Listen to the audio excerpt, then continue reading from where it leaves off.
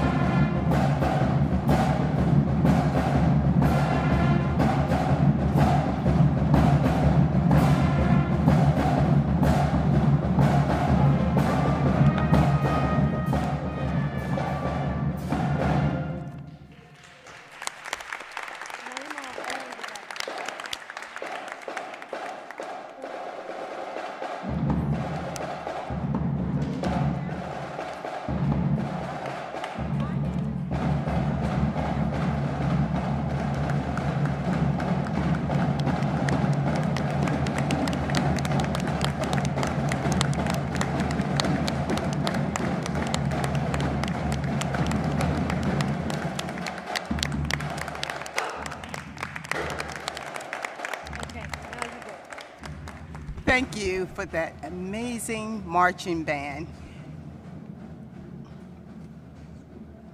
Good evening, everyone. Today is Tuesday, September the 16th, 2025. Regular school board meeting will come to order. May we please stand for the flag salute and a moment of silence.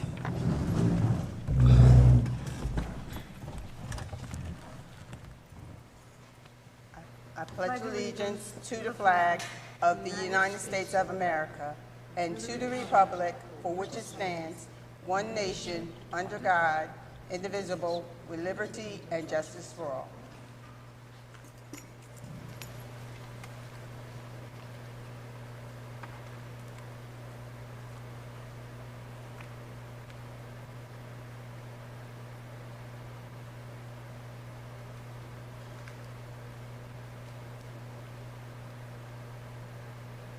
Thank you.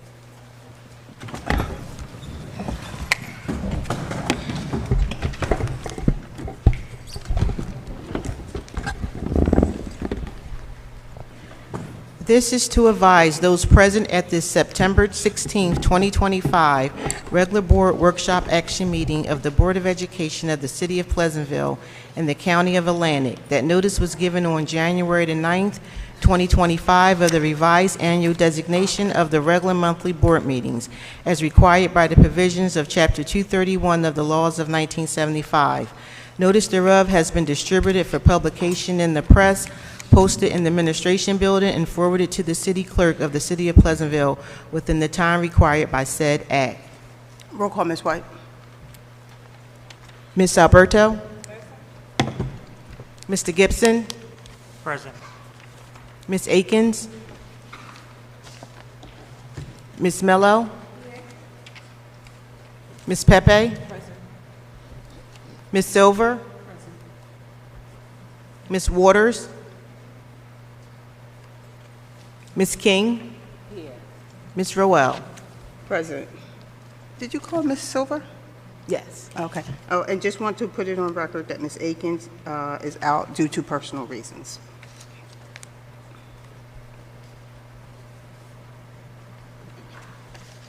Next.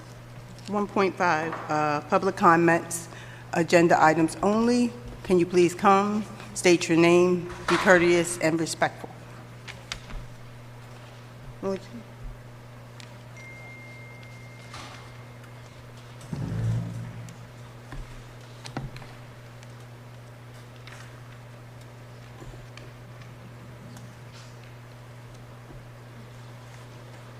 I'm sorry, I need to go back.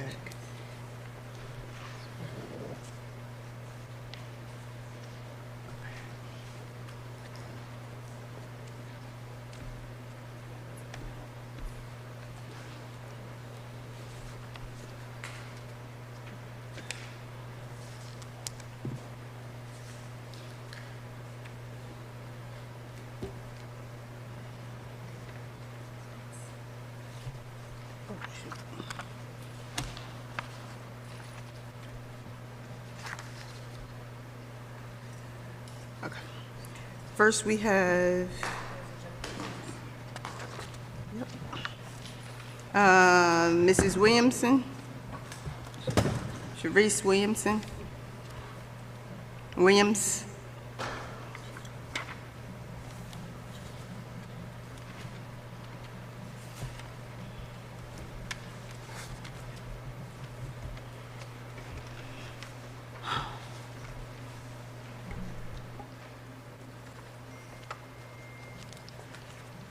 Well, good evening. Good evening. My name is Sharice Williams. I'm from the Atlantic County Youth Services Commission, and I'm here tonight to invite everyone from the Pleasantville School District to participate in two events. The first event will be October the 4th in Atlantic City at McClintock Park. We're looking to have about 200 participants from Pleasantville and Atlantic City to come over to the park. This is a sustainable health and wellness event. What's happening is that we've invited, oh, 1 second. Can you turn up the volume? Because we can't hear you. if you're not familiar with the event, this is the 5th year that CareSpark Community Connections has hosted this event in Atlantic City. We've had it at the Showboat the last 3 years. The first year they were at McClintock Park. This year we'll be back at Oscar McClintock Park in Atlantic City. They've secured 150 eye exams with the optometrists to come out. 50 of those eye exams is dedicated to the youth, and 100 will be dedicated to the seniors for free. They'll be able to select their frames on site, and then they'll get their glasses in the mail. They'll have food and lunch for the seniors. They'll have toys and gifts and music, fun events for the kids. So that's our first event. We like to include everyone, Atlantic County, Pleasantville, Atlantic City. Our second event that I'd like to share with you is I Am, We Am, which is scheduled for November the 1st. Again, a youthful event. We're going to have 13 ambassadors from Atlantic County come and be our host. We'll be at the Our Lady Star of the Sea School. They have a garden back in the back of the facility. We're going to have food trucks. Everything is complimentary, geared toward the youth. We'll have resource vendors present. We'll have 12 chefs from the casino industry present. They'll be giving out samples or appetizers for free to everyone, and the concept is I yam, we yam. They're going to explain where the yams come from, the African heritage of yams, the connection to our Korean, Hispanic, and African American connection to the yam, aka sweet potato.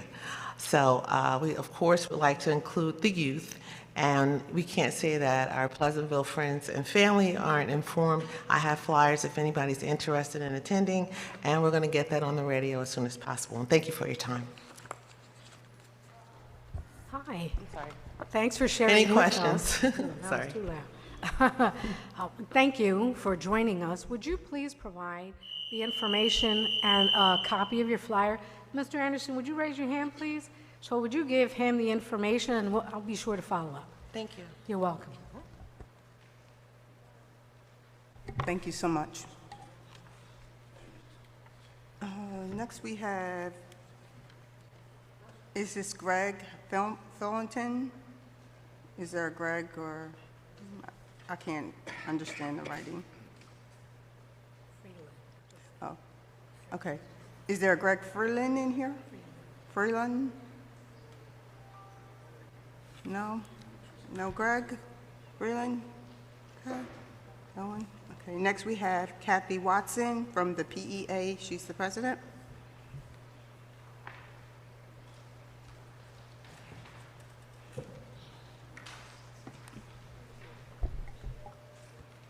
Hi, everybody. I hope you all had a nice week. I guess 2 weeks ago we were here, right? So on the board agenda, there's a couple of things missing, I feel. There's no safe haven or bus duty for the educators to be watching the children after school and before school.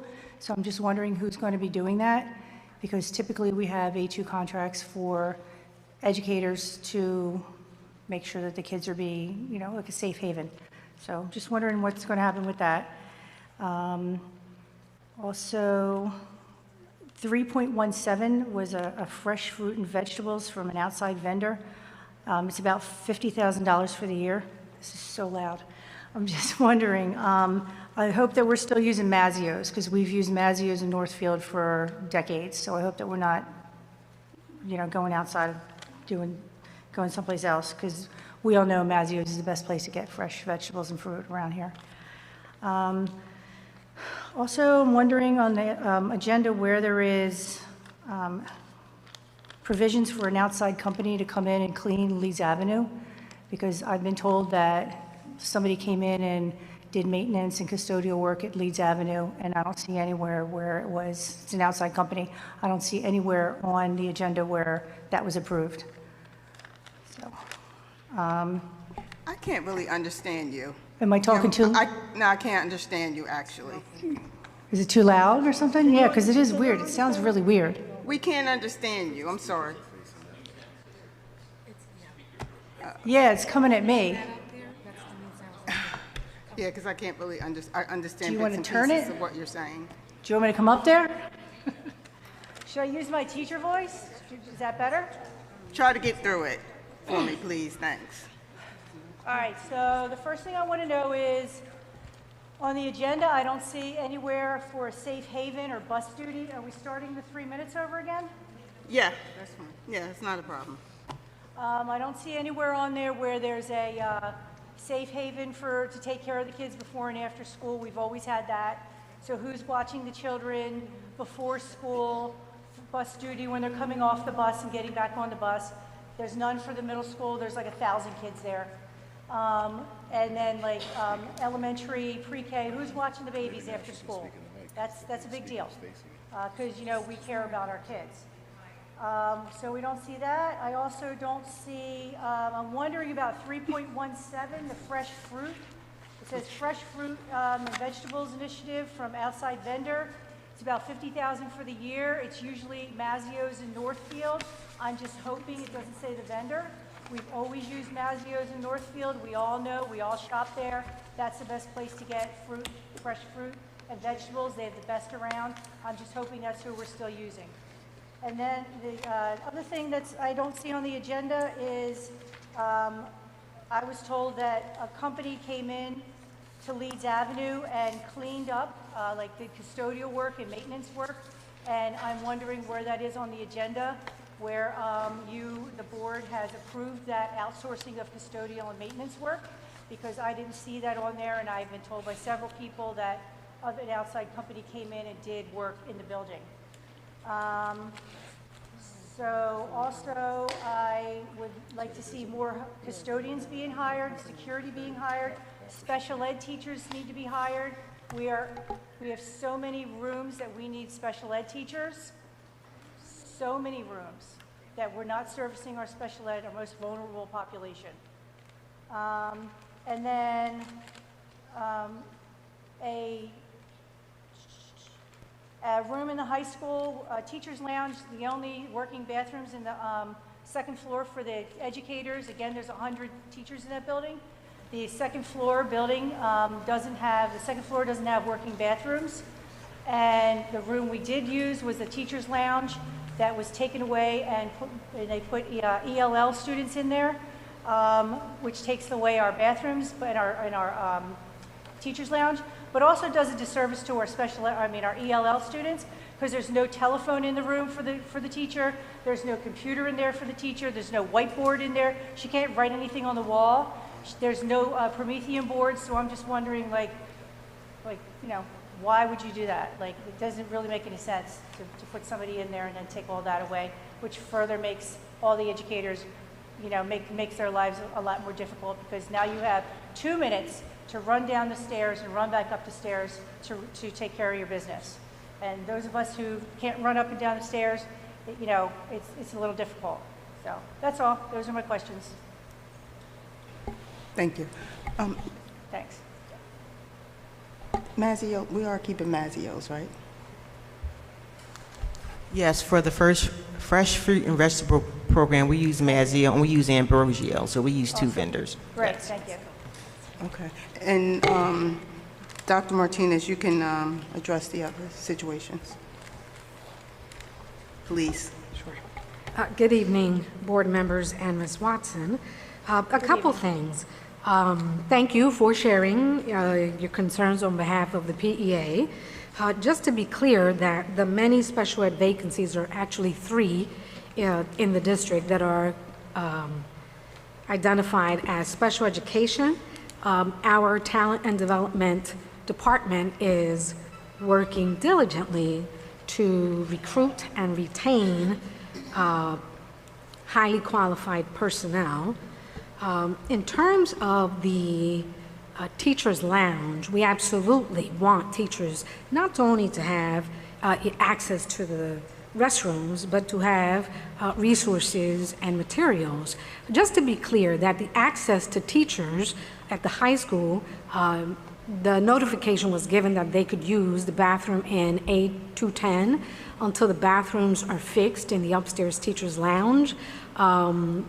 The issue is understandable, and it seems that we're addressing the matter of the restrooms being what is happening to the bathrooms, because that particular bathroom was not just fixed, but they added new equipment there to the bathroom. And so we are wanting to understand what's happening to the teacher's bathroom, that 2 years consecutively it keeps breaking. So the facilities department is very much aware and working to fix it so that teachers have that particular restroom to use as soon as possible. And in terms of the fresh fruit, did you answer that already? Yeah, we did. I did. Okay, so at least those are the 3 things I heard. All right, thanks. We haven't been told we can use the A210 bathroom yet. Nobody's been told that. So I just shared it with you. I'll ask Dr. McCann to provide a reminder to teachers in the morning. And how about the bus duty in the safe haven? So we have staff that works until 3:30. Principals are also working until 4 o'clock. And so we're assessing and determining the appropriate A2 contracts required as a necessity for safe haven. So that information will be coming out shortly. So in the meantime, then the teachers get paid $45 an hour to watch the kids after school after the contract hour? In the meantime, teachers work their required hours, and anytime thereafter, they work with principals to be able to meet the needs of students and make sure that we are providing safety for students until students are transported home, and the appropriate timesheet and confirmation by principals are necessary for teachers to be paid. Thanks. And what about the outsourcing of the custodian and the maintenance at Leeds Avenue? Nobody outsourced anything. This district provided the emergent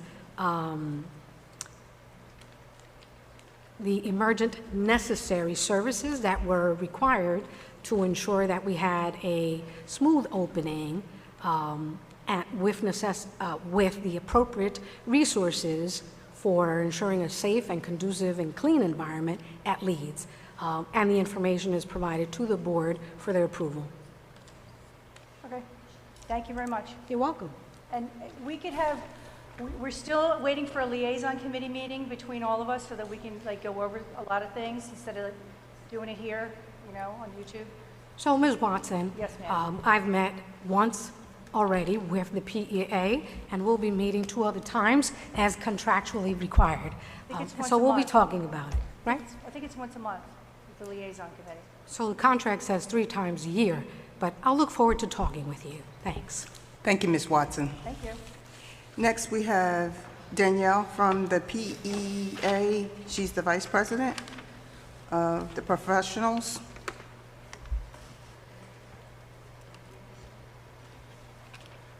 Good evening. Good evening. We continue to have issues with scheduling. According to item 6.9 on the agenda, we still have no A2 contracts for Safe Haven before and after school, and there are staff members that are working that being told that they are going to get a contract. So I'm wondering about that based on what was just shared. Most middle school teachers have classes of 30 or close to 30 students all day long. By state law, our class sizes are not to exceed 24 students. I know that administration is well aware of this law. I'm a middle school teacher and my classes range from 26 to 32 students. We did not have a large influx of students or a large decrease in teachers.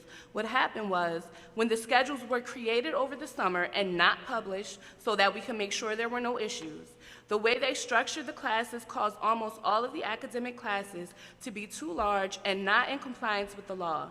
I brought this up to the attention of my principal and told him that the union would grieve it if it wasn't fixed. In fact, the administration really tried to get us to accept these unacceptable class sizes and be in collusion with them in breaking the law. I'm told that they're working on it, and the goal is to get it fixed before back to school night. That makes me feel that there was no concern for being out of compliance with the law, the teacher-to-student ratio, or even what is in the best interest of the students. The concern is saving face when parents come in and they have to admit that they don't have their children on the correct schedules, even though it's the middle of September. We have self-contained special education classes with different classifications. These students' IEPs say that they are not to be combined. The teachers of those classes were told that they had to combine classes in order to have a prep period. These teachers have been giving up their prep time because they refuse to be out of compliance with the law and do something that is potentially dangerous for their students. No one who actually works in the schools had any input on the code of conduct. It was written by people who do not work here and do not have to abide by or attempt to implement it. There is no way that a code of conduct should be written or approved by the Board of Education with absolutely zero input from the staff, teachers, principals, vice principals, security, etc. I mentioned this in a meeting with Dr. Martinez over the summer. She responded, and I'm paraphrasing, that the code of conduct would be a living document and that if there were issues with it, it could be altered. Some of the administrators at the middle school came up with several suggestions that were submitted to the superintendent's office, and they have not heard anything back. I believe that this is an issue that all the stakeholders need to be concerned about, PEA, PAA, and the community. All of us in this district are here because we believe in what public education can and should be, a place where students are supported, where staff is respected. Thank you. Dr. Martinez, do you mind answering some of these now, or? Oh, I don't mind answering Because them. I believe, yeah, can you answer them, because I'm interested in the code of So I'll echo conduct. again that the matters of A2 contracts are being assessed and determined by the need of the schools and the students, and the staff will be notified by principals accordingly. And we will continue to follow the contract in terms of staff members that are staying and working for any of the time as approved by their school principal. That's number So one. should I tell them to put in for that time since they haven't been approved for a contract and they're working because their administrators told them that they were going to get a contract, but we don't see Ms. anything on Percy, the agenda? You already had your 3 minutes, right? I'm going to I answer. did, but. Okay, but let me answer. I'm just trying to. Okay, so Trying to get a satisfactory answer. I'm going to give you an answer, right? So the principals are required to affirm and confirm by necessity staffing that's needed for any safe havens. We have staff currently working until 3:30 and 4 o'clock. Any additional staffing that we need is being currently assessed so that we can be fiduciarily responsible for the needs of our district and meet the needs of students with the A2 contract and safe haven. That's number one. Number two, the code of conduct, particularly for grades 6 through 12, we spent lots of time and hours providing information, professional development, particularly on restorative practices with staff at the high school, at the middle school. There were individuals that were provided drafts for the code of conduct. And as I said to you before, it is a living document. It has been approved by the Board of Education. Dr. Chapman is our lead for the implementation of the code of conduct. Therefore, he will happily work with any types of recommendations so that they can be reviewed and approved accordingly by the Board of Education. Scheduling. As you said, we are working diligently to ensure that the needs of students are met and staff. Let me be very clear that this administration in no way, shape, or form seeks to either do, approve, or recommend that the law be broken. We are working very diligently to ensure that the appropriate schedules are implemented and that we have classrooms that meet the needs of students and that abide by the code of the leveling of classrooms. I believe the deadline is this Friday in the middle school. So I'm looking closely at that work.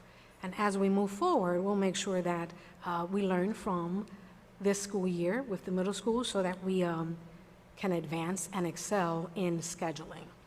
I think that's it. So I'll talk to you a little bit more afterwards. You did address the ratio, right?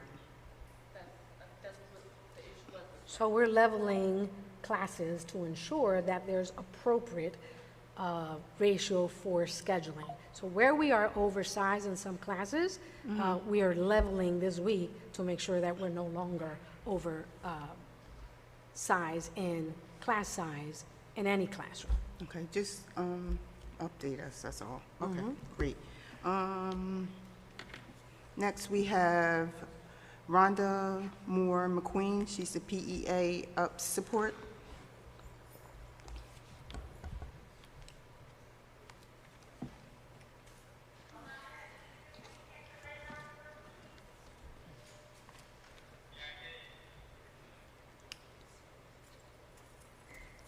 Good evening, Board. Good evening. Rhonda Moore McQueen, PEA, Vice President of Support. I am going to attempt to finish Ms. Percy's statement.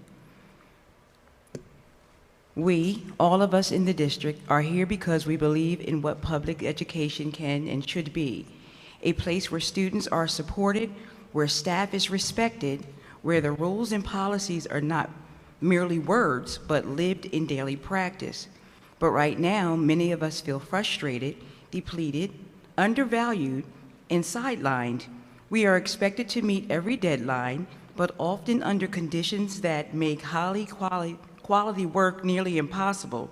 And while we extend grace to administration, fairness demands that the same grace and respect be afforded to those doing the day-to-day work, those implementing policy, those interacting with students hour by hour. So tonight I ask that the board formally commit to a process for including all impacted stakeholders, teachers, principals, vice principals, support staff, security, in any major policy or code that will affect the daily functioning of our schools, that special education obligations be honored, not comprised for expediency or scheduling convenience. And finally, the communication be timely. Suggestions submitted by administration and staff deserve responses, not silence. We want the best for our students, for our community, and for educators who are doing this work. Let us make our policies reflect that belief. Thank you. Thank you, Ms. McQueen. We have Ms. Patricia Young.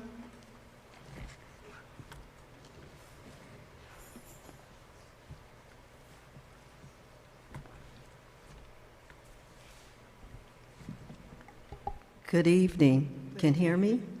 Okay. Good evening, everyone. I'm here for facility request use. I started doing an aerobics class over at the Pleasantville Middle School in 1999. I was a paid facilitator at that time. Then budget cuts happened, and I could no longer get paid, but the school allowed me to continue to use the facility. So I've been there since 1999. COVID happened. We had to step aside. I spoke with Mr. Brock, and we did this many times coming before the board with the facilities request. My question tonight would be if I could have the fees waived. I cannot pay $16,000 to use the facility over there. So I'm coming to the board to ask if those fees could be waived. We are there Monday night, Tuesday night, Thursday night, and we did this last season, 6 to 7. We're usually out of there a little bit before 7. And we're so quiet, no one knows we're there. We go in there and say, oh, we didn't know you were coming. So I'm just asking the board if I could have those fees waived and if we could continue to use the auxiliary gym to have our little exercise class. It's never more than 10 of us. Between 7 and 10, I think, is what I put in for the request. But we never really have that many, and we come in, we go out, and bam, we're gone. So thank you for your time and attention. Thank you so much, Ms. Young. Next, we have Ms. Priscilla Noel.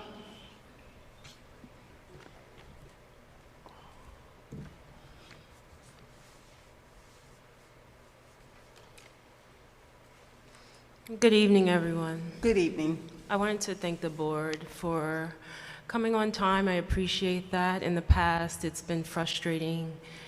So I appreciate you value being on time and you're exercising that diligently. A few things I want to commend the board on is 6.2, new hires, specifically item A3 with the additional support of custodial staff. That is much needed so that we can have clean, healthy facilities for our students.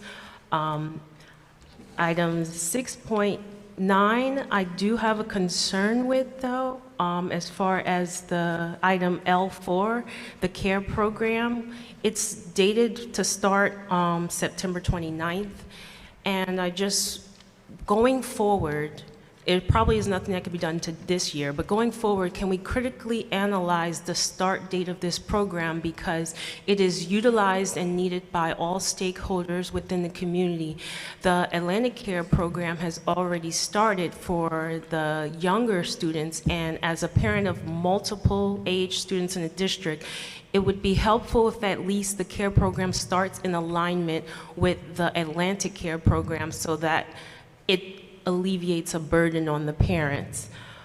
And I do support policy on item number 7. It is important that we do encourage the use of sunscreen for our students, regardless of their melanin content, because anyone can get skin cancer. It doesn't matter. Even if you have a lot of melanin, the most that you'll have as a SPF protection is about 15.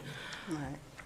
In reference to 6.8, item G, as far as staff transfers, I disagree with it in the sense that I am familiar with both Ms. Brooks and Ms. Jackson. They are an asset, and my children have enjoyed their presence and their value to South Main and how they contributed. If this is the only way that they can keep their employment, then fine, so be it. But Ms. Jackson and Ms. Brooks are an asset to the District of Pleasantville, and I really do enjoy them. To address the situation as far as the Code of Conduct, I personally have contributed to the Code of Conduct, and I have observed Dr. Martinez take into account the students who came out and spoke against it a year or two ago when it came to wearing certain things. I personally collaborated with Dr. Chapman on putting input as a parent that I contributed. I don't know how many people need to contribute to Code of Conduct, but it is a living document because by statute, it needs to be updated annually. And as far as Dr. Martinez has been here, that has been being done. Thank you, Ms. Noel. Next, we have Brandy Holland.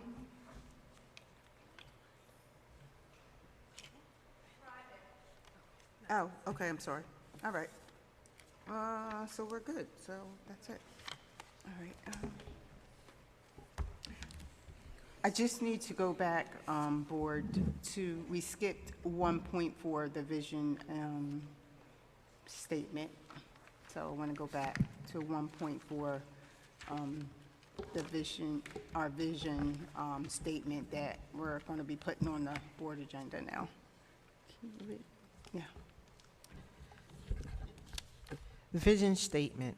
Pleasantville Public Schools District creates an educational environment where all students are recognized as unique individuals, educated in ways that align with their abilities, learning styles, interests, and talents.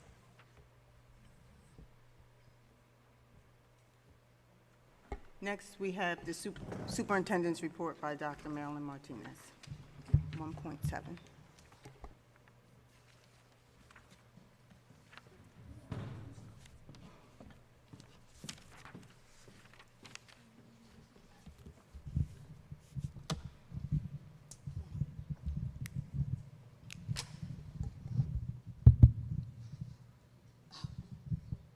I'm sorry, board members.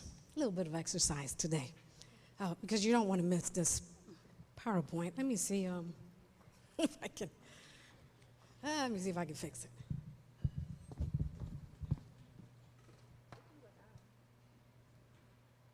We can go down. That's fine. Do you mind, like, just joining? Yeah. And in that way, ¿me ayuda, Maga? Gracias.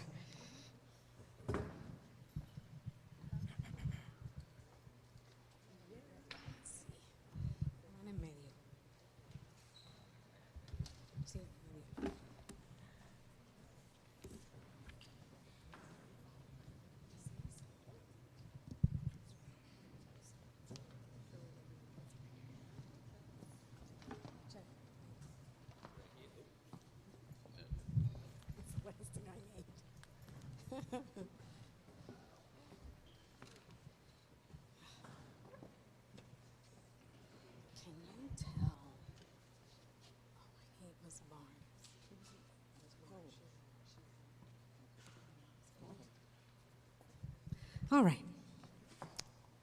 You know who can't see now, right? Let's do it this way. Okay. So I can see. That's a little bit better. Ready, Chris? All right, great. Well, good evening again, board members, and to our staff and audience, and those that join us online. Thank you for your participation in today's board meeting. My name is Dr. Marilyn Martinez, and I have the great honor of serving as the first Latina superintendent of the Pleasantville Public Schools. And I raise that today because we are celebrating the Hispanic Heritage Month, actually begins today. And this year's theme for Hispanic Heritage is Collective Heritage, honoring the past, inspiring the future. And this theme was selected by the National Council of Hispanic Employment Program Managers and encourages organizations, schools, and communities to recognize the history and achievements of Hispanic and Latin American communities while inspiring future generations. El tema del mes de la herencia hispana de este año es patrimonio colectivo, honrar el pasado, inspirar el futuro. Este tema fue seleccionado por el Consejo Nacional de Gerentes de Programas de Empleo Hispano y alienta a las organizaciones, escuelas y comunidades a reconocer la historia y los logros de las comunidades hispanas y latinoamericanas mientras inspiran a las generaciones futuras. I do want to take a moment to honor those whose shoulder I stand on.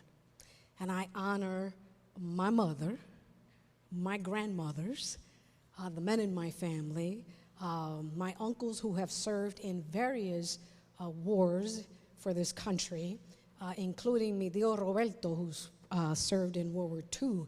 And I am very much here today because of the many sacrifices of those who came before me. So, muchas gracias a mi familia. This year we had an amazing convocation, and while we have so much more work to do in my year 3, entering year 3, this year's theme for convocation was and is raising the bar for excellence. I want to applaud the Board of Education for their focus on this ideal that we are working towards excellence in our district, and we have high expectations for our students.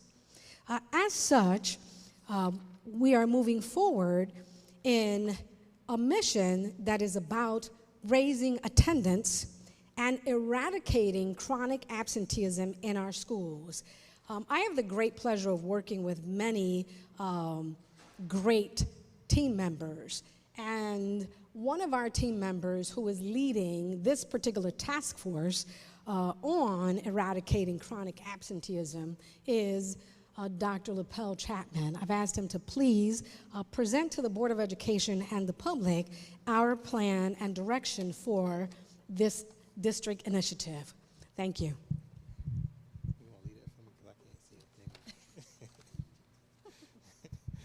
Good evening, board and visiting members of the community. So chronic absenteeism is something that is a concern for our school district, and it is important to student achievement. Chronic absence is defined as having missed 10% or more days of school for any reason, and this includes locally excused and unexcused absences. So in a school year, which is typically 180 days, if a student misses more than 18 days in a school year, they are considered chronically absent. Okay, and as we are on a mission to raise attendance and eradicate chronic absenteeism in our schools, the first thing we needed to do is identify the problem. Here are some of the facts. When students miss school, it impacts them academically, it can affect their ability to graduate on time, and it affects their overall school climate. Children who are chronically absent in kindergarten and first grade are less likely to read on grade level by the third grade. And we all know what happens to students in the third grade who aren't on reading level. They're on a pathway somewhere we don't want them to go.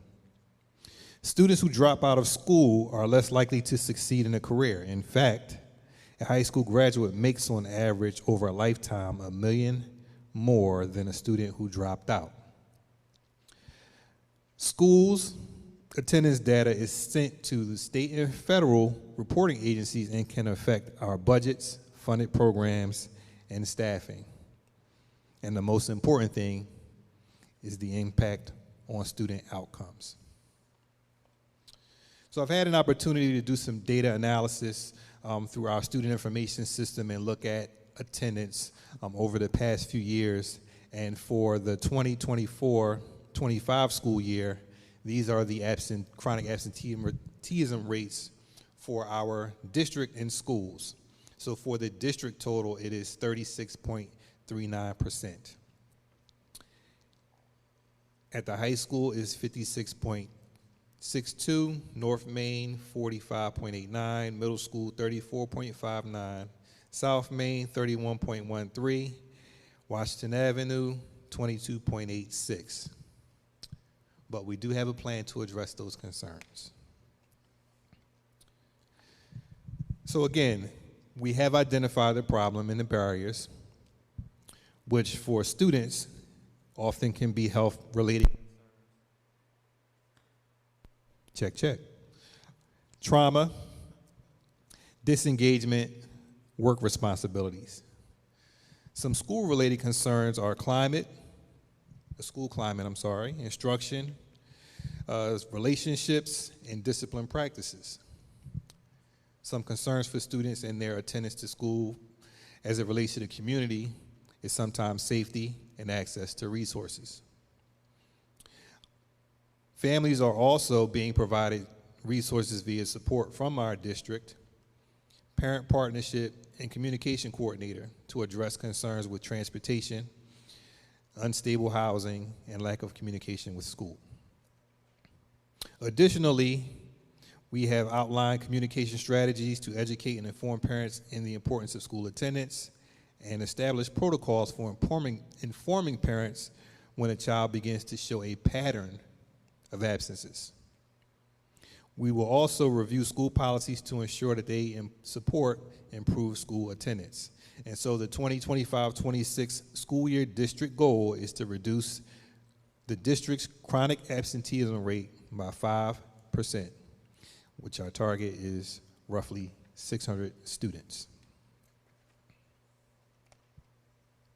So how are we going to address that? We have 3 tiers of support to address chronic absenteeism. Tier 1 is prevention, and these are universal supports. So we're going to launch an attendance awareness campaign, Every Day Counts. We will daily communicate to parents through our on-core student information system and also the robocall that lets parents know when their students are not in school. And we will also do monthly recognition for good and improved student attendance. Tier 2 is early intervention and targeted supports. And with that, we will establish attendance review teams at each school, and they are also part of our MTSS, or our multi-tiered systems of support teams, to address those students who may need individualized support. They will also look at data of at-risk students who have more than 5 absences. And we will also assign mentors to students with emerging attendance issues. And for some, we will also implement family attendance contracts. And Tier 3, which is our most severe tier, and students who may need the most support, these are intensive intervention, individualized supports. And they could include home visits for chronically absent students, referrals to school-based social workers and counselors. We would also provide those students with wraparound services, community agency partnerships, transportation, housing, mental health supports. And when all else fails, and if we have no other choice, we may have to get the courts involved to improve student attendance. So, in addition to all of that, we have to monitor and evaluate whether or not our plan is working. And so to do that, we will be reviewing school policies to ensure that they align with student success and improving student attendance. They will also include bi-weekly attendance data reviews at the school level, monthly district level reports shared with the principals and board, And some of our progress benchmarks are going to be at the end of the marking period, mid-year, and at the end of the year. And so again, by the end of the year, our goal is to reduce our chronic absenteeism rate by 5%, which again is roughly about 600 students. Thank you. Well done, Dr. Chapman. Thank you very much. I'm excited because I know that through his leadership and the task force that we have put together, we will meet our goal. And moving forward, we also recognize that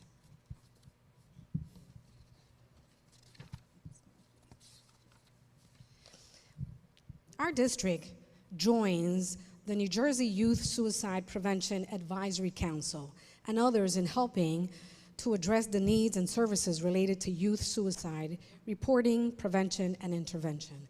As we know, mental health concerns and suicide risk for our youth have reached an urgency in this generation.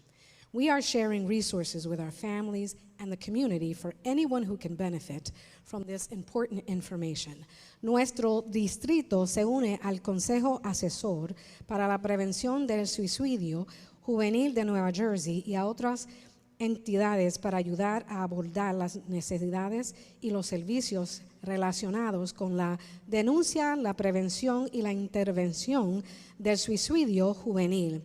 Como sabemos, las preocupaciones sobre la salud mental y el riesgo de suicidio entre nuestros jóvenes han alcanzado una urgencia en esta generación.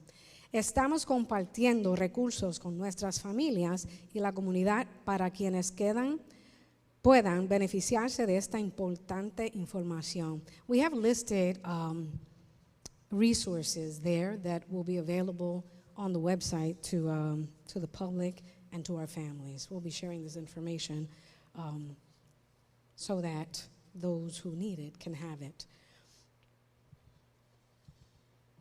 The Anti-Bullying Bill of Rights Act designates the week beginning with the first Monday in October, that is October 7th through, it's the week of, the first Monday in October, as the Week of Respect.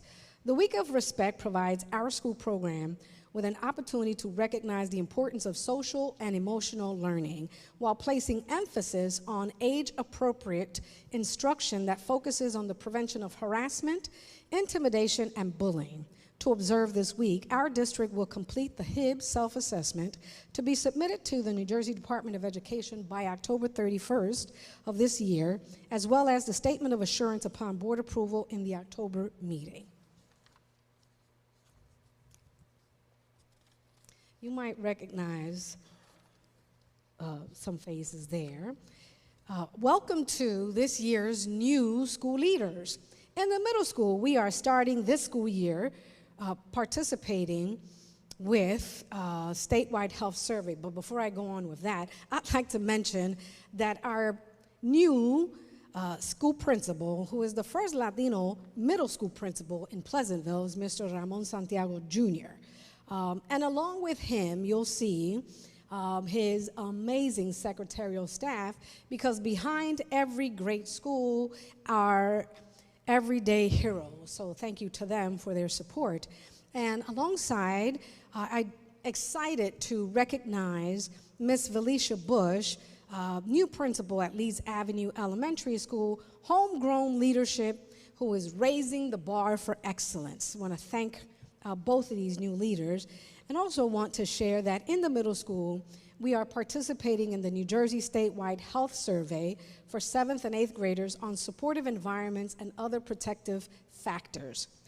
This survey will help us gain valuable insights into what 7th and 8th grade students really think, feel, and experience, allowing schools, parents, and community organizations to better identify the prevalence of important issues and target efforts to help improve students' well-being and academic outcomes.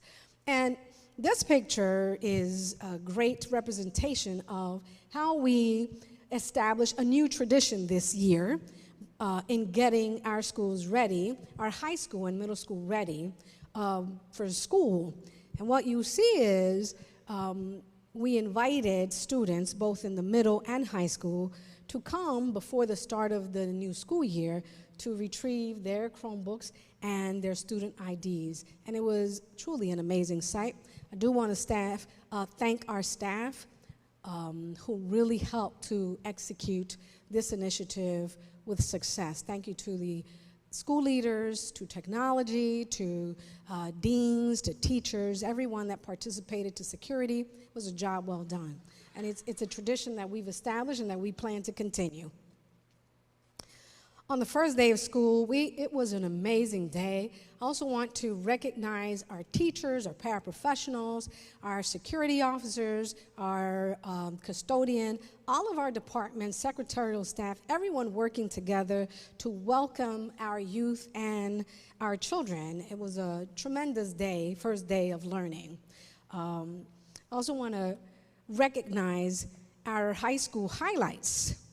And see, this year we've established a strong freshman orientation. We do have a freshman academy.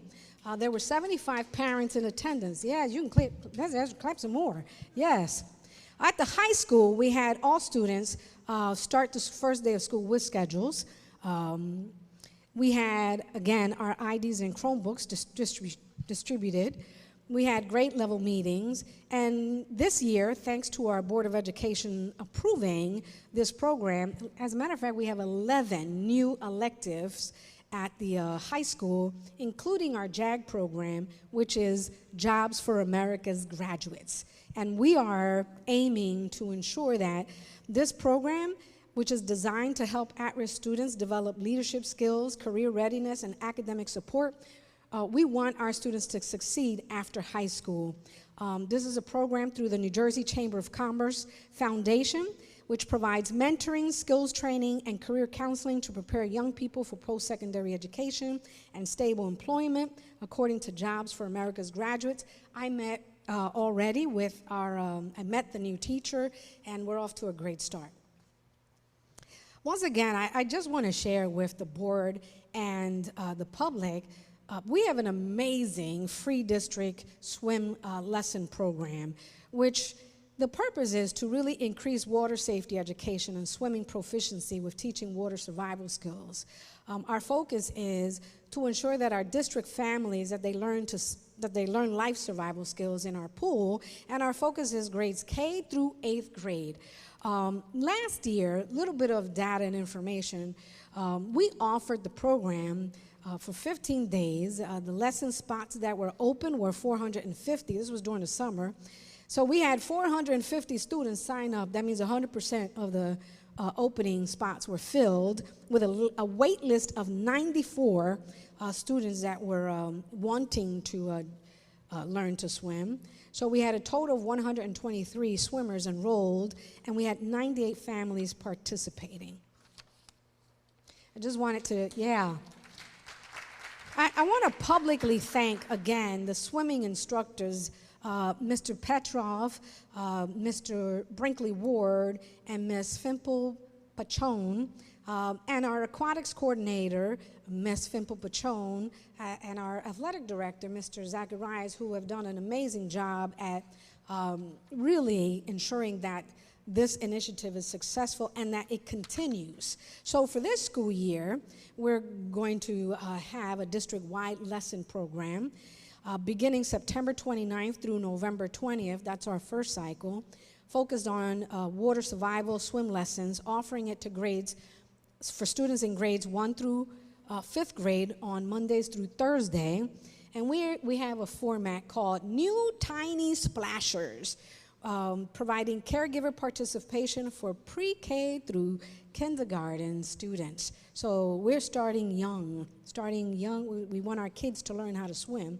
We also have a new program of intramural swim team for grades 6th through 8th, which is offered Monday, Wednesday, or Tuesday and Thursday. And the expectation is, well, since we have a state-of-the-art Olympic-sized pool, we should have Olympians as students. So that's my challenge to our faculty, that our students are recognized nationally.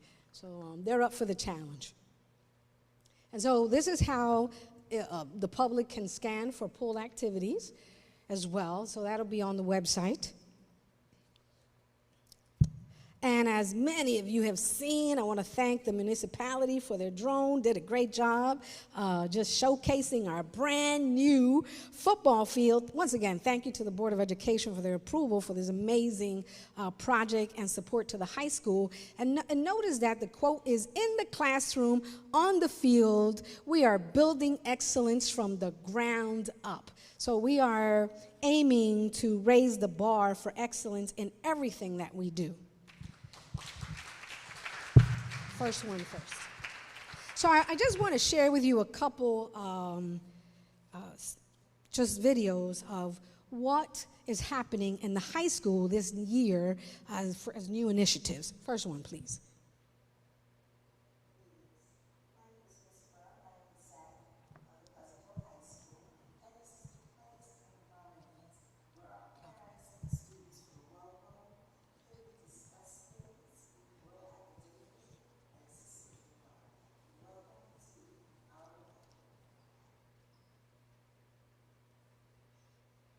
No worries, we have another one. Thanks, Mr. Becker. So I wanted to showcase some of the happenings in our high school that, in a way that's delivered by the staff themselves, because of the great work they're doing to transform our high school and our district. Second one, please. Oh, you want to do that one again?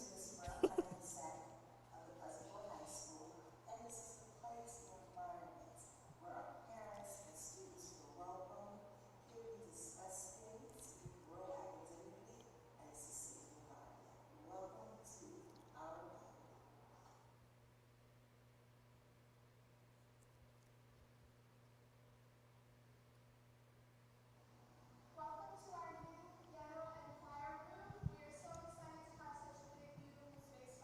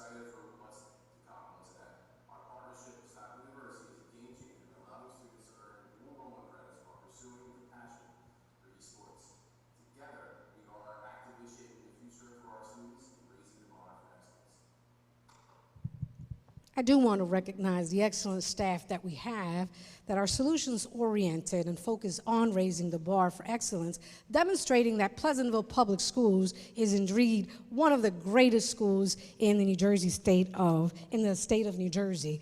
I believe that sincerely. We have great staff, and we have great students, and we have great families. So thank you to all of them.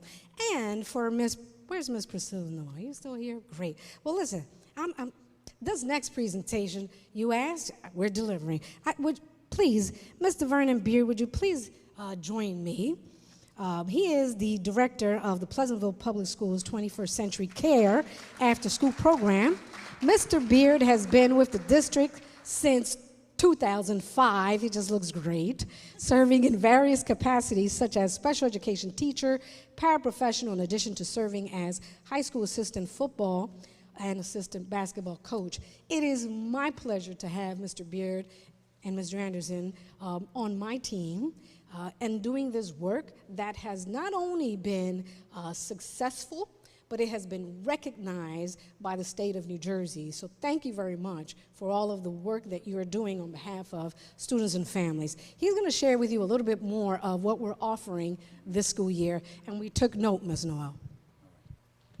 Thank you so much. I'm not used to the microphone, so I'm going to try to be real cool and sit back and give you some notes. So our theme for the program, the CARE program, is STEM, right? So we're going to, okay. So we're going to expand upon the existing activities that we already have. Okay, one of them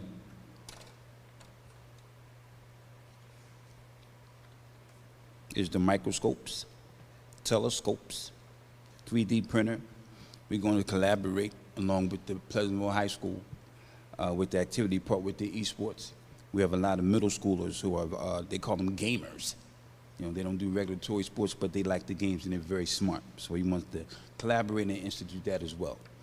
Also, some of our trips going to Liberty Science Center, the Smithsonian Institute, and the African American Museum. But most importantly, what we're going to implement this year is the limited English proficiency tutors. We're going to make sure we have that in our program so we can have everyone get up to speed within language. But the three things that I want to talk about real fast is, you don't have to worry about the 3 minutes. I'm not going to be that long. You don't have to worry about that. So the three things we want our kids to really embrace when they come to the CARE program, okay, we want them to be safe. We want them to be heard, but most importantly, we want them to be loved. That's what we institute in our CARE program. I would be remiss if I didn't say several thank yous, because I could not do this by myself. So Dr. Martinez, I appreciate the opportunity to speak, for the CARE program and being recognized. Okay, the whole human resources department, they help me out daily. I appreciate that. The whole CARE staff, family and friends, but there are three people that I really need to recognize. Ms. Erin Stafford, she's been our grant writer for the past 12 and plus years. She makes sure that we get the grant and ensure we're doing what we're supposed to do. Also, Ms. Tamika Chester, she oversees the program from Trenton. She stays on us to ensure that the kids are getting what they need to get in order to be successful. But last but not least, I'll be remiss if I didn't mention my assistant, Mr. Robert Anderson. He's the dietitian for the program. He makes sure all the reports are detailed and on time and keeps us on level and compliance. So thank you very much again, Dr. Martinez. Thank you for being recognized, and we appreciate it. Thank you so much. Great job. Get used to it, because he'll be coming up here and giving some reports to the Board of Education and to the public. So I'll remind everyone of Back to School Night. Actually, there's one tonight at Leeds Avenue, North Main on the 18th, South Main on 25th, Washington Avenue on 24th, the middle school on the 23rd, and high school tomorrow. So interestingly enough, on August 23rd, I attended the Atlantic County Puerto Rican Parade, which was hosted its 26th annual Latin Music Festival here in Pleasantville at the Tilton Avenue Road Park. It was a great event. I also participated in their 26th annual Roots Award, joined with one of our board members. Where is Mr. Gibson? He's here somewhere. Yeah, there you are. It was a great event at which I received the 2025 Latin Music Festival Atlantic County Puerto Rican Parade Our Roots Award. So I want to, it was a great event. We do have pictures of our young ladies that were winners of the pageant. Once again, I want to thank the board for their approval. It was a great event, and our girls represented beautifully at this event. I also want to publicly thank Mr. Martinez, who continuously has supported me for the last 27 years of our marriage and allows me to do what I absolutely enjoy, hardwired, and just love doing here in Pleasantville Public Schools, serving this student community and family and staff so that our schools improve. These are some more pictures. Go ahead. These are some more pictures. It was really a great event, and our girls were just represented nicely. And if you look at that right, yeah, the picture to the right, that's one of my favorite pictures because that's a real representation of Latin American people and a representation of our culture, right? It is extremely diverse.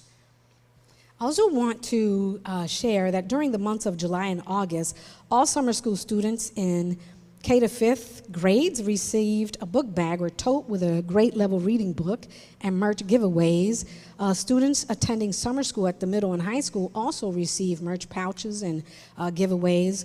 Our middle school students and community members received more pouches, and while they were waiting for their middle school ID and Chromebooks, in total for the months of July and August, 2 pallets of inventory were distributed to students and community members.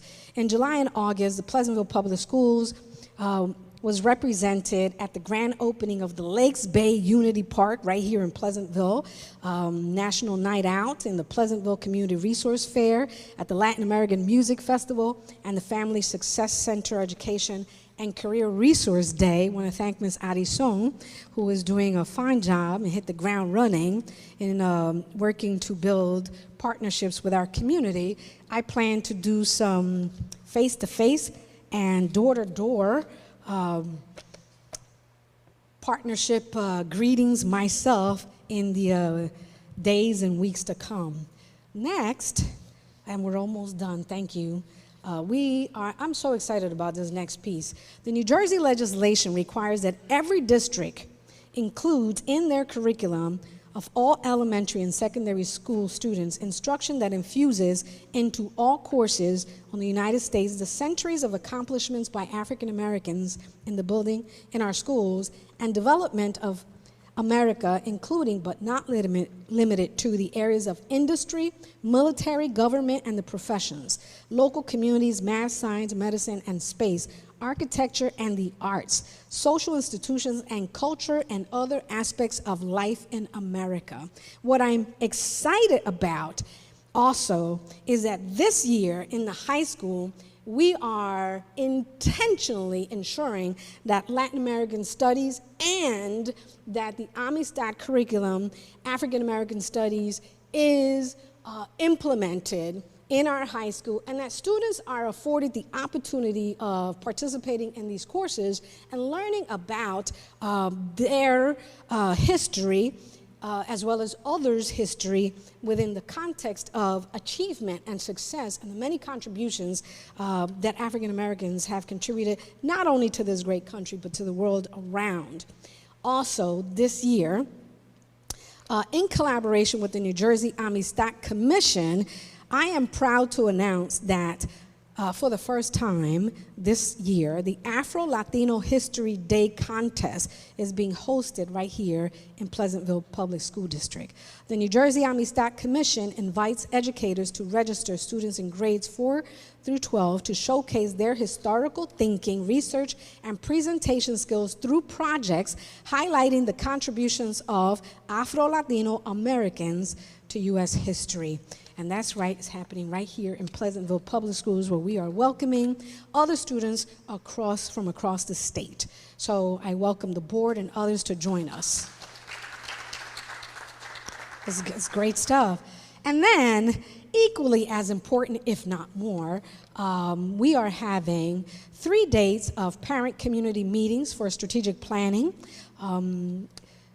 There are on Tuesday, September the 23rd from 6 to 8, Thursday, October the 16th from 6 to 8, and Thursday, November 20th from 6 to 7:30. I want to once again thank the leadership of the Board of Education in ensuring that there is community participation and representation in the voice of strategic planning for this district as we move the bar with great excellence. So thank you to our staff, thank you to our students, thank you to our audience for participating with us in the transformation of Pleasantville Public Schools towards excellence. Thank you very much for your patience. Thank you. Oh, thank you so much, but that's not it. I also want to recognize, it just would not be, we wouldn't be done. Isabela Alvarez. ¿Estás aquí? Isabela Alvarez. So your coaches, anybody with you here today? Yeah, come on up. Please give this young lady a round of applause. This young lady, listen, you are an amazing athlete. Oh, I stand corrected. Scholar athlete. Come on. Everybody's got to see you. Come on over. So this is our certificate from us to you, a star athlete, a scholar athlete. I'm going to change it. We recognize you, but here, where are the coaches? Come on. I also want to commend coaches and family for their work. Look at the ring. Do you want to share why she's getting this ring, Coach? Well, I didn't know I was going to speak, but I'll speak. Isabella puts in a lot of work. She works before practice, after practice. Sometimes we have 5 a.m. workouts before school, and she still goes to practice. She's very intelligent. She is in an early college program, so she ingests a lot of stuff that we teach her. And she currently still has a 6.2 GPA also in the early college program. And after all the hard work, this summer, she did win the Junior Olympics this summer. So her goal is to make the actual Olympics team. That's right. You can get her autographs at the end because you're a star here, but listen, I'm just speaking it into existence. We expect great things from you, and we're already proud of you, young lady. You are quite welcome. Is Jermaine Nelson in the room? But I know Mama's here, because I know where Mr. Nelson is. Ms. Nelson, would you please come up and receive this award on behalf of your son, Mr. Jermaine Nelson?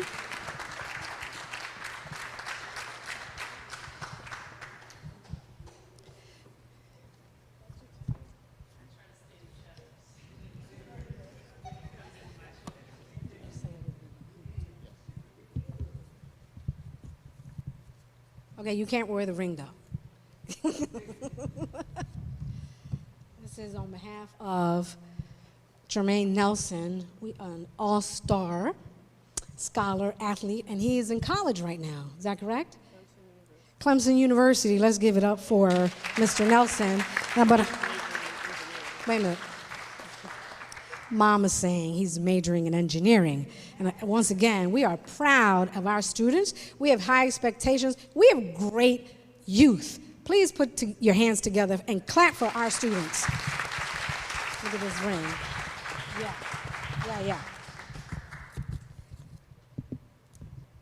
Look at that ring. Oh, wow. Beautiful. You want to say a couple words, Coach? Yes, I also had the pleasure to coach Jermaine Nelson. He started off as a guy that wasn't one of the best guys on the team, and he worked himself up from his freshman year to be one of the best guys on the team, and one of the best 400 runners in the state of New Jersey. So he's one of the top guys in New Jersey running 400. Jermaine's always a yes guy, yes coach. He doesn't give us no issues, and he always doing extra work before or after practice also. So I want to give a hand clap to Jermaine, and congratulations to his mom too, because she's always the one screaming in the background in the stadiums. You at the state meets, you know exactly where she's at. But also put your hands together for Coach and for the adults that help to support our youth in this wonderful work of athleticism. Thank you so much on behalf of our youth and our families. We are very proud of you and thankful that you're here with us. Thank you. Hey, Mr. Adcock, one last thing. Is Ms. Barnes in the house? Okay. How are you, Ms. Barnes? Can you please join us? And I promise this is, Mira Alvarez, pero toma. This is her box. Is this your second ring, by the way? That's it. Yes. This is her second ring. Yeah. So, yeah, come on, I'm full of surprises today. I want to publicly share my gratitude to you and present a certificate of commendation. And it is awarded to Quanah Barnes to show our sincere appreciation and to commend you for your exceptional dedication and service for over 20 years. You have provided the students and staff with constant professionalism and unwavering vigilance. We are honored to have you as part of the Pleasantville School District. I want to thank you so much for all of your work and for going above and beyond the expectations. Thank you so much.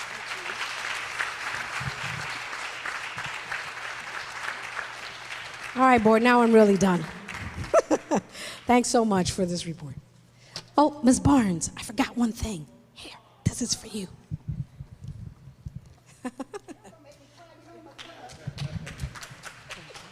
you so much. Okay, thank you.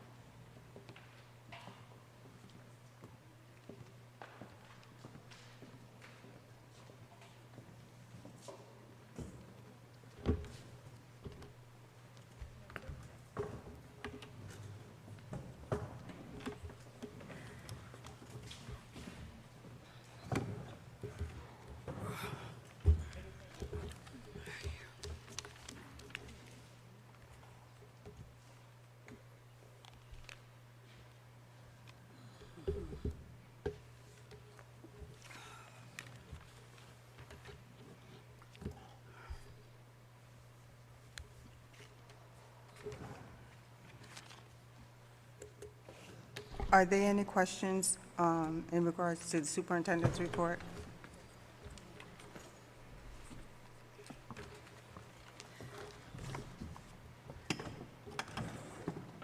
Any questions? No questions? No questions. Madam President, I do ask the board to accept and approve the plan for chronic absenteeism for the school year.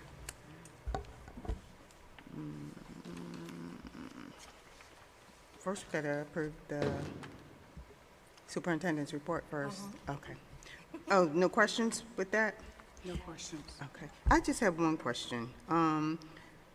With the program, is each building gonna be overseeing, designated for this, and then reporting back to Mr. Chapman, or? No, it's a district-wide initiative that is inclusive of each school's leadership, input, and participation. So it is a district-wide initiative that he will be overseeing. Okay. All right. Okay, great. May I have a motion to approve the superintendent's report? Motion. Motion by Mrs. Alberto. Second. Second by Mrs. Pepe. Any questions? No questions? Motion by Mrs. Silver. Oh, I'm sorry, motion by Ms. Silver. Yes. Second by? Second by, Ms. Silver did, so Ms. Pepe seconded. Okay. Questions? Roll call, Ms. White. Ms. Alberto? Yes. Mr. Gibson? Yes. Ms. Mello? Ms. Pepe? Ms. Silver? Yes. Ms. King? Yes. Ms. Rowell? Yes. Motion carries. Next, ma'am, motion to approve the plan for chronic absence. Motion. Motion by Mrs. I say motion now first. Okay. You see? I got you. Motion by Ms. Alberto. Alberto. May I have a second? I'll second. Second by Ms. Silver. Questions? No questions? Roll call, Ms. White. Ms. Alberto? Yes. Mr. Gibson? Yes. Ms. Mello? Yes. Ms. Pepe? Yes. Ms. Silver? Yes. Ms. King? Yes. Ms. Rowell? Yes. Motion carries. Next, may I have a motion for 1.8, the monthly fire and safety drill report? Motion. Motion by Mr. Gibson. May I have a second? Second. Second by Ms. Pepe. Any questions? No questions? Roll call, Ms. White. Ms. Alberto? Yes. Mr. Gibson? Yes. Ms. Mello? Yes. Ms. Pepe? Yes. Ms. Silver? Yes. Ms. King? Yes. Ms. Rowell? Yes. Motion carries. Next, 1.9, Board President comments. Just want to say congratulations to everyone, and we just want the staff to keep up the good work. Next, may I have a motion for Board Minutes 2.1? Oh, wait, I'm sorry, 2.1 to 2.3. Motion. Motion by Mrs. Silver. May I have a second? Second. Second by Mr. Gibson. Questions about the minutes? No questions? Roll call, Ms. White. Ms. Alberto? Yes. Mr. Gibson? Yes. Ms. Mello? Yes. Ms. Pepe? Yes. Ms. Silver? Yes. Ms. King? Yes. Ms. Rowell? Yes. Motion carries. Next, Finance. May I have a motion for 3.1 to 3.18? Motion. Motion by Mrs. Alberto. May I have a second? Second. Second by Mrs. Pepe. Any questions? None. And I just want to let the board know that the committee did go over the finances, and everything on here we are recommending and we are agreeing with. Okay. And with that, roll call, Ms. White. Ms. Alberto? Yes. Mr. Gibson? Yes. Ms. Mello? Yes. Ms. Pepe? Yes. Ms. Silver? Yes. Ms. King? Ms. Rowell? Yes. Motion carries. Next, Transportation, 4.1. May I have a motion? Motion. Motion by Mr. Gibson. May I have a second? Second. Second by Mrs. Alberto. Questions? No questions? Roll call, Ms. White. Ms. Alberto? Yes. Mr. Gibson? Yes. Ms. Mello? Yes. Ms. Pepe? Yes. Ms. Silver? Yes. Ms. King? Yes. Ms. Rowell? Yes. Motion carries. Next, we're going to skip over, if you don't mind, Board, Facilities and Personnel. We're going to go to Policy. May I have a motion for 7.1? Motion? Motion by Mrs. Pepe. May I have a second? Second. Second by Ms. Silver. Any questions? No questions? Roll call, Ms. White. Ms. Alberto? Mr. Gibson? Yes. Ms. Mello? Yes. Ms. Pepe? Ms. Silver? Yes. Ms. King? Ms. Roel? Yes. Motion carries. Next, number 8, curriculum and instructions. Everything was good on that, Ms. King? Yes, everything's good. Okay, great. May I have a motion for 8.1 to 8.3? Motion. Motion by Mr. Gibson. May I have a second? Second? Second by Mrs. Silver. Any questions, board? No questions? Roll call, Ms. White. Ms. Alberto? Mr. Gibson? Yes. Ms. Mello? Yes. Ms. Pepe? Ms. Silver? Yes. Ms. King? Yes. Ms. Roel? Yes. Motion carries. Next, we will be going into executive session for legal and personnel matters. May I have a motion? Motion by Mrs. Alberto. May I have a second? Second? Second by Ms. Silver. Roll call, Ms. White. Oh, any questions? No questions? Roll call, Ms. White. Ms. Alberto?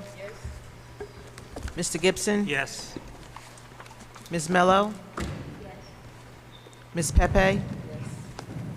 Ms. Silver? Yes. Ms. King? Yes. Ms. Roel? Yes. Motion carries. Is there anyone here for the Carroll Law Firm Group? Okay. Okay, Mr. Okay, great. All right, great. Okay.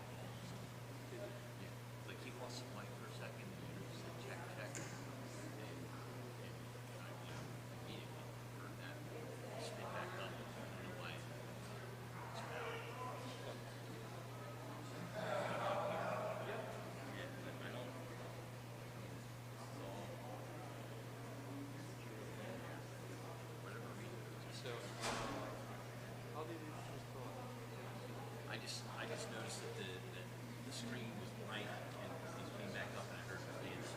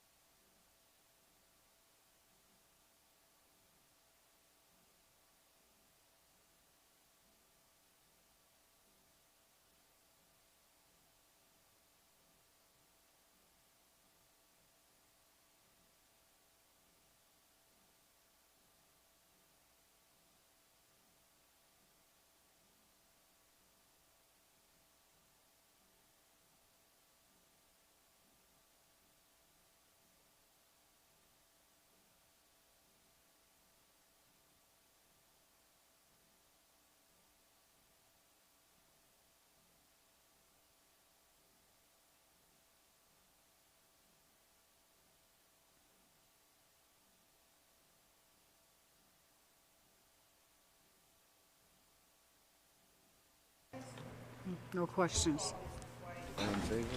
All in favor? Aye. Opposed? Okay. Next. No, may I have a motion for, sorry, No, not yet. myself. Yeah.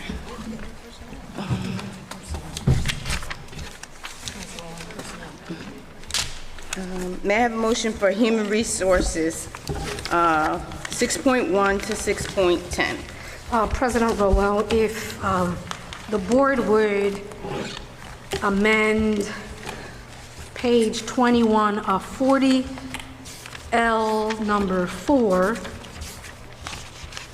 that's Mr. Derek Carrington? Of the CARE program? Oh, we're adding, I'm sorry. We are adding to L4 the name Desiree Daniels, hyphen Green, and Carla Banks, certified teachers at a rate of $45 per hour. Any questions, board? Roll call, Ms. White. Ms. Mello, second by Mrs. Pepe. No questions, roll call, Ms. White. Ms. Alberto? Yes. Mr. Gibson? Yes. Ms. Mello? Ms. Pepe? Yes. Ms. Silver? Yes. Ms. King? Yes. Ms. Rowell? Yes. Motion carries. May I have a motion for facilities, 5.1? 5.1. Yes. Motion. Motion by Mrs. Silver, may I have a second? Second. Second by Mrs. Alberto. Any questions, board? I do have a question, I guess. Yes, go ahead, Ms. King. Obix, is this as is, or? Which one? Yes, it is. Facilities. Okay, Yeah, without, nothing, that's the way it's gonna stay. okay, it says yes. No fees. Okay, so Yeah. we'll vote it down. Yes, okay. Any more questions? No questions? Roll call, Ms. White. Ms. Alberto? Yes. Mr. Gibson? Yes. Ms. Mello? Ms. Pepe? Ms. Silver? Pepe, you want to? Yes. Ms. King?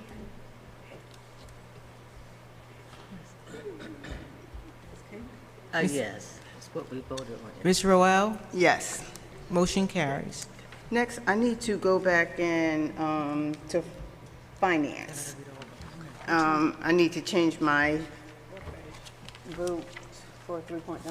How do I do that? For the record, Yes. can you just do it for the record, changing your vote? For the record, I'm changing my vote for finance. I made a boo-boo, 3.9. So you want to abstain? Yes, I want to abstain. Okay.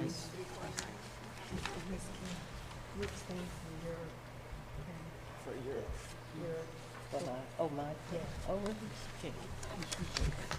I'm sorry, go ahead. Is Ms. King going to abstain? Yes, and also for the record, Ms. King, for her mileage reimbursement. All in one shot. Okay. Get a reimbursement. Yeah, for the reimbursement. Just want to apologize for being so, yeah, I just want to apologize to the public for, we had a lot to go over in the back. Didn't mean to be so long. Go ahead, Mr. This is a resolution to approve a special education case entitled LM versus Pleasantville Board of Education, currently pending in the Office of Administrative Law under docket number EDS-11390-2025S. Approve the settlement agreement. Okay. We need a vote? Oh, roll Yes. call. Need a May I have a motion? motion? Motion. Motion by Mr. Gibson. May I have a second? Second. Second by Ms. Silver. Questions? No questions? Roll call, Ms. White. Ms. Alberto? Yes. Mr. Gibson? Yes. Ms. Mello? Yes. Ms. Silver? Yes. Ms. Pepe? Yes. Ms. King? Yes. Ms. Roel? Yes. Motion carries. Next is 9.4, general matters. Public comments. Oh, I'm sorry, resolution, sorry about that. Was that 9? Motion for the Board of Education to accept the recommendation of the Superintendent of Schools and hereby approves to deny the appeal and sustain the decision of the Superintendent for the custodian grievance of punching in and out. May I have a motion? Motion. Motion by Mrs. Pepe, may I have a second? Second. Second by Mr. Gibson. Questions? No questions? Roll call, Ms. White. Ms. Alberto? Yes. Mr. Gibson? Yes. Ms. Mello? Yes. Ms. Pepe? Yes. Ms. Silver? Yes. Ms. King? Yes. Ms. Roel? Yes. Motion carries. Next is... are we Motion for finished? the... Oh, go ahead. Two more.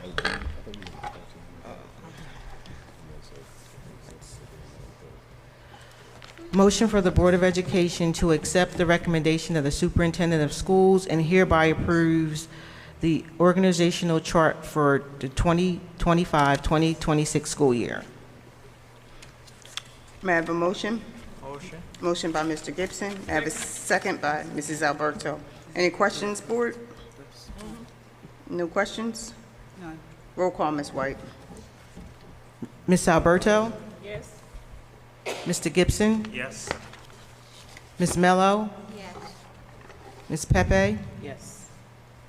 Ms. Silver? Yes. Ms. King? Yes. Ms. Roel? Yes. Motion carries. We're done?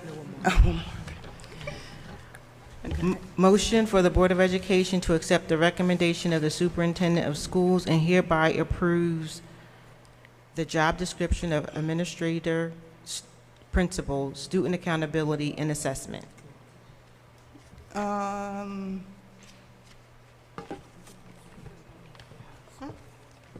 we table that?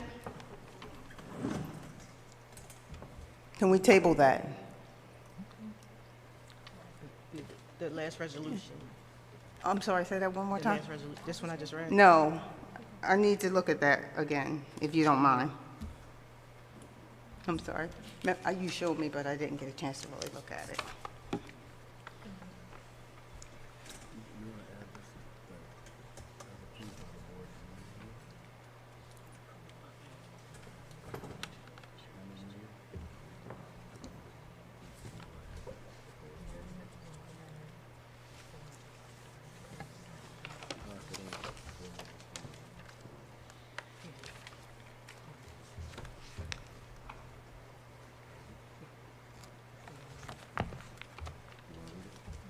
So this is the job description?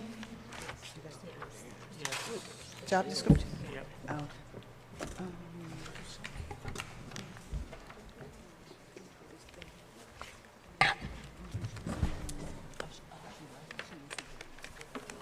Okay. May I have a motion? Motion. Motion by Ms. Silver, Second. second by Mrs. Alberto. No, Pepe. Ms. Pepe, I'm sorry. Questions? No questions? Roll call, Ms. White. Ms. Alberto? Yes. Mr. Gibson? Yes. Ms. Mello? Yes. Ms. Pepe? Yes. Ms. Silver? Yes. Ms. King? Yes. Ms. Roel? Yes. Motion carries. Next, 9.4, board comments. Oh, wait, I'm sorry, public comments. One more resolution, please. Sorry. Okay. Request a motion recommending to approve a 30-day suspension without pay and Last Chance Agreement for employee number 100553. May I have a motion? Motion. Motion by Mr. Gibson. May I have a second by Ms. Silver? Any questions, board? No questions? Roll call, Ms. White. Ms. Alberto? Yes. Mr. Gibson? Yes. Ms. Mello? Ms. Pepe? Yes. Ms. Silver? Yes. Ms. King? Yes. Ms. Roel? Yes. Motion carries. We're good? Okay, great. Next is public comments. We have Mrs. Kathy Watson from the PEA.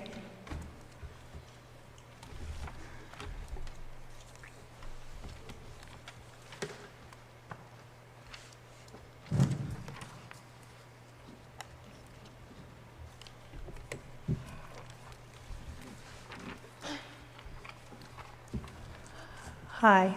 Hi. Can you hear me now? Yes. No teacher voice now? Well, a couple of things. Danielson binders, teacher evaluations. Teachers are evaluated. One of the ways that we're evaluated are with the thing we call the Danielson binder. Across the district, we are evaluated differently. We have to present our materials either in folders, paper, slideshows, all different across the district. And the educators are very stressed out about that. And some of them are being told that they need to present their Danielson binders in January. Others are getting a chance to turn them in May. And so it should be the same across the board. So if we could have like some standardization of that, that would be very helpful for most, of the educators. I suggest a slideshow, but it's up to you. Also, the PEA has emailed all the Board of Education members, and we haven't had any responses, so I don't know if you're seeing our emails. I don't know how to get in contact with you. Like Ms. King, you asked me for the survey information. We would love to sit down and have a conversation with you about it. We'd love to show it to you. I emailed you that, and I didn't get it. we emailed at the PPS email. So I don't know how else we can get a hold of you. Through the BPS, but I haven't received an email from you. Okay. I'll send it again. Patricia King. Patricia King, PP, it's King. Dot Patricia King King, dot yeah. Patricia. Yeah. Okay, I'm sorry, I don't mean to interrupt. Ms. Watson, Yes. if you would forward that to Dr. Martinez, that Okay. would be good, and then she would forward it to the whole board. Is that correct, how that goes? How does the public get a hold of the board? Like, how does anybody get a hold of the board? I'll email you. Right.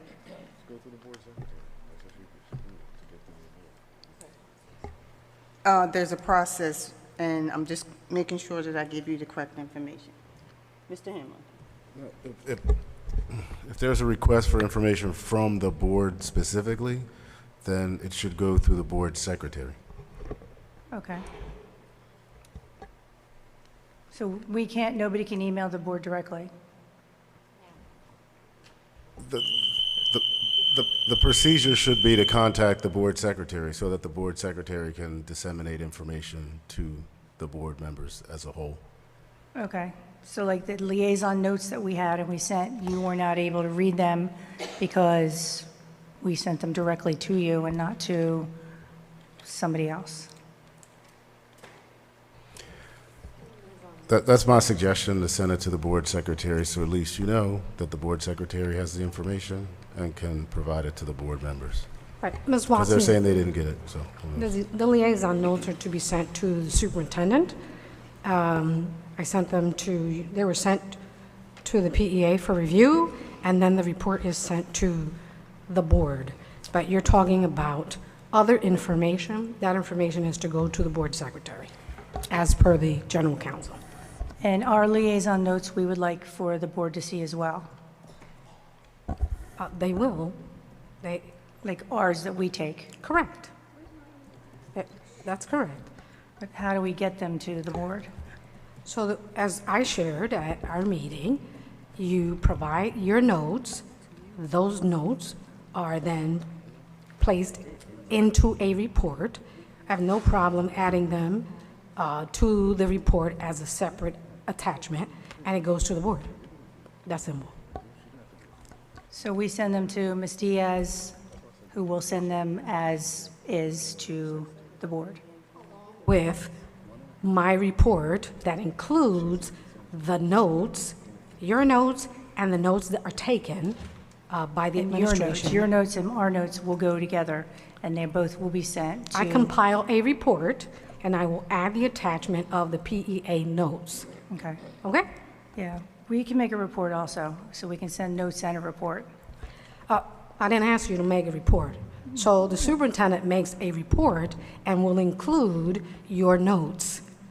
That's the stipulation of our liaison committee. We can talk about it afterwards. But also the stipulation of the liaison committee is that we are all equal. You were equal to me, our committee is equal to your committee when we were sitting down and talking. So all of our information should be sent along with your information, and your information should not supersede our information. And that's all I'm requesting, is that we're able to get the information to the board the way that we want it to be sent to the board. So I'm very clear about the relationship in the liaison committee between the PEA and the superintendent. And so we meet at 3 times a year. Notes are It created. doesn't have to be 3 times a year, it can be more. We're going to meet 3 times a year as per the contract, and we can discuss later. And the notes are generated, and yours, I'm saying, are included, PEA notes, as an attachment that will be sent to the board. And I'll copy you. So this administration is about transparency in communication, right? But I can't contact the board by myself. So general counsel gave you the instructions to communicate through written notice through the board secretary. Okay, so I had another point to say, even though I know time's up, but there was a lot of conversation involved in that. So this is my 17th superintendent that I've worked with in 18 years in Pleasantville, and this is the first time that the president of the PEA was not allowed to speak at the opening ceremony for our union, to speak to the 550 people all brought together at the convocation since 2007, since I've been here. I've not been invited to speak to anybody. I don't understand why. But that, I think, is like our point, that all we want to do is communicate. We want to talk, like you're advertising about community involvement. What about the staff involvement and the PEA involvement? And we have the opportunity through NJEA to attend a labor management collaborative in November for free, which will teach us better how to work together so that we all, obviously we all have the same idea. We all want the same outcome for our children to grow and our community to be healthy. And we've been here, like I said, for a long time, and we know a lot, and we should be utilized. I don't understand why we're not. And speaking to the PEA 7 times in the last 2 years, I don't feel is enough. And 3 times, the superintendent doesn't have to be there. Like, we can talk and just like say, hey, the busing isn't working right. There's too many people in the class. Stuff like that, and we can work it out instead of coming here and like airing it out here in front of everybody. I'd rather do that. Work together collaboratively. And we have the opportunity, in November to go to it's the beginning of November, a free labor collaborative workshop. Ms. White went last year with us, and it's very helpful and it's useful, and I would really like to do that. And that's all. And our members would be very happy they would feel supported. Okay. Thank you, Ms. Watson. Thank you very much. Next, we have Danielle Percy, the PEA Vice President, certificated staff. No? Okay. Is that a Vernon Beard from CARE program? Okay. Tim Jones from the PEC. Did I say that right? PCC. Okay. Sorry. Good evening, everyone. Good evening. My name is Tim Jones. I'm a Pleasantville resident. I'm also the president of Pleasantville Concerned Citizens, a community organization founded here in Pleasantville about 3 years ago. We have done well to serve the interests of the citizens of Pleasantville, and we've had a very good and strong significant input into suggestions that have been well taken by our city council in many instances. This evening, I heard you say some things about community strategy planning sessions. That's also sounding very good, and I look forward to being part of that. I will make myself part of that activity. As the president of Pleasantville Concerned Citizens, it becomes my responsibility at this point to do that. But the reason I came tonight is for one purpose, is to ask you to give consideration to the way you have the agenda items for the public comment left at the end of the meeting. This is an unacceptable practice. In our meetings, we get input from people in the community. We hear the complaints about the school board. A lot of people don't even know what the school board does, and they complain, they listen to all that gossip chatter on social media, blah, blah, blah. But the fact of the matter is, some things do have a substantive importance. And one of those things is when I hear from a parent in this community say, I have a concern about my child and I come to a school board meeting, but I can't get to speak because I have to put my children to bed. I signed in to speak at 6 o'clock when I came. You went into, you closed the agenda items public session at 6:40. Here it is, we're going on, I'm losing track of time here. This is not acceptable. If I had a child and I came to speak on behalf of my child, in the interest of my child, I would expect to be respected by the school board and be heard in a timely manner and not have to stay here until almost the wee hours of the morning to be heard by you. And I wish you would change that process, and I think the community would greatly appreciate and respect the school board a lot more if you gave consideration to this matter. We spoke about it in our meetings, and I said that I would be here to bring this forth, and here I am just to bring forth this comment. Just give the public an opportunity to be heard without them having to be here all night. It would be greatly appreciated. Thank you. You're welcome. And let me know when there's some change on this matter, yay or nay, so I can report that to our community. Because we do have members that have concerns, and they do not like the fact that they cannot come to a school board meeting and be heard. We'll discuss it in our committee meeting next month. Thank you very much. Thank you. Next, board comments. Ms. Mello.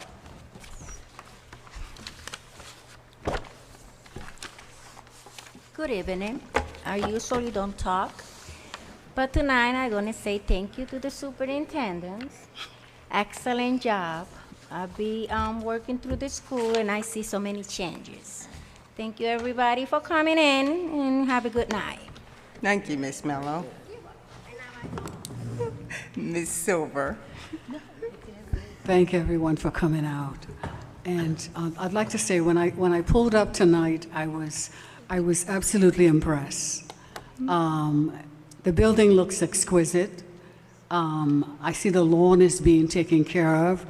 I see we're getting there. We're getting there. We have begun a good work, and we plan to continue it. Congratulations for the work that you've done, Dr. Martinez. I applaud you. And let's continue to move on and move onward and upward. Have a good night. Mr. Gibson? Just want to thank everyone for coming out tonight and continue coming out. Good night. Ms. Alberto? I only want to say thank you, Ms. Martini, for doing a lot of great job for the school. I'm very happy with her and continue to do. Okay, thank you. Ms. Pepe? I want to say thank you to everyone for coming out and voice your concern. And I want to say thank you to Dr. Martinez. For my time being on the board, I have seen the work that you have put in. And to the students that have received the awards, to the trainers, parents, everyone have a job to do, and you guys are doing an excellent job.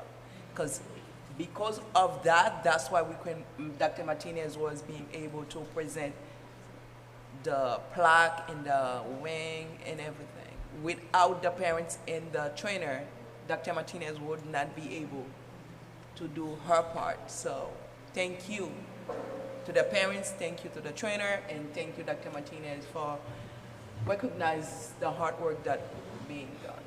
Thank you, everyone, and good night. Ms. King? Well, good evening, everyone, and thank you for sharing your time with us this evening. I was fortunate to attend the convocation, the school's convocation at the high school on September the 2nd. And I will admit that it was a wash with good spirit, and the educators and the staff present were energized. And it pleased me a lot to see that there were folks who showed that they were ready to come back to work after the summer season and really give it their all. Now, last year, the district, with its diverse workforce, students and parents, was challenged with unleashing the unlimited creativity. This year, we are challenged with raising the bar for excellence. And if the district's convocation is an indicator, Pleasantville school system is in the right mood and temperament to meet and exceed its objectives. So let us remain hopeful and consistent in doing what it takes to allow the students to grow and blossom in Pleasantville. Again, I thank you for your participation, and have a good night. Good evening, everyone. I believe my colleagues have spoke for me, and they have said it all. We just want to thank everyone for coming out. We want to thank everyone for watching. We do apologize for being in the back so long. We just want to remind you that we will be having our district strategic planning. It's going to start September the 23rd from 6 to 8. It's going to be in the cafeteria of the high school? Middle school. So we just want the residents and parents, council people to come out, be a part of this 5-year long-range plan that we plan for the district to make it better. The next one will be in October the 16th from 6 to 8. Then the final one will be November 20th, 2025, from 6 to 7:30. I just also want to thank the staff for all you do, what you do. We appreciate you from the top on down to the bottom. Keep up the good work till we meet again, which will be September the 23rd, from 6 to 8 in the middle school cafeteria for our district strategic planning. So pass the word on. People that live in Pleasantville, the residents. That might be the same day as the middle school's back to school night? It's the 23rd, yeah. So parents, business owners, clergies, city council, firemen, police officers, everybody come out, and we want you to be involved, because we don't want it to be where we do it ourselves and then later on you're complaining that you didn't have a chance. So I always go the extra mile to always repeat it and say it. So with that, until we meet again, we hope you have a blessed, safe, healthy, and week. May I have a motion to adjourn? Motion by Mrs. Silver. May I have a second? Second by Mrs. Pepe. All in favor? Opposed? Good night. Everybody.